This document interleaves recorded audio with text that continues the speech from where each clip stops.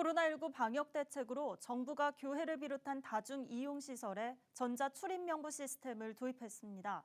확진자가 발생했을 때 누가 언제 어디를 출입했는지 확인하기 쉽도록 한 조치입니다.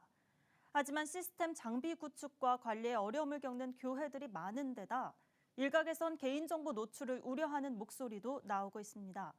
교회 QR코드 사용에 대한 논란, 오현근 기자가 취재했습니다.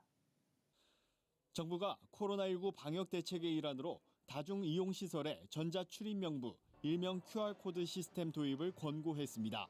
확진자가 발생했을 경우 건물에 동시에 출입했던 사람들을 격리하기 쉽도록 한 조치입니다. 정확한 출입자 확인을 위해 QR코드를 활용한 전자출입명부도 도입하겠습니다. 행정 조치가 취해지는 모든 고위험 시설에서 전자출입명부를 의무적으로 사용하도록 할 것입니다. 하지만 QR코드 사용을 두고 우려 섞인 목소리가 나오고 있습니다. QR코드에 사용자의 모든 개인정보가 담겨 있다며 노출을 꺼리는 겁니다. 하지만 이 내용은 사실이 아닙니다. 기본적으로 이번 방역에 사용되는 QR코드는 누가 언제 어디를 출입했는지가 중요한 정보이기 때문에 이를 제외한 정보는 전혀 포함되지 않습니다. 다만 누군지를 확인하기 위한 전화번호만 기록에 남게 됩니다. 이마저도 마지막 4자리만 표시됩니다. 문제는 중소형 교회들이 QR코드 출입 시스템을 도입하는 데 어려움이 많다는 겁니다. 현재 정부는 KI 패스 시스템을 보급하고 있습니다. 이 방식은 개인적으로 생성된 QR코드를 시설에 설치된 리더기에 인식시키는 방식으로 관리자 입장에서는 별도의 설치 비용이 들고 관리가 까다롭다는 단점이 있습니다.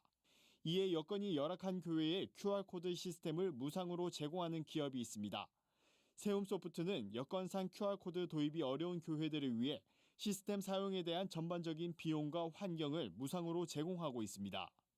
제 스마트폰으로 입구를 찍어서 체크하는 방식이기 때문에 사업장이나 교회에서는 리더기를 구매를 하지 않아도 됩니다.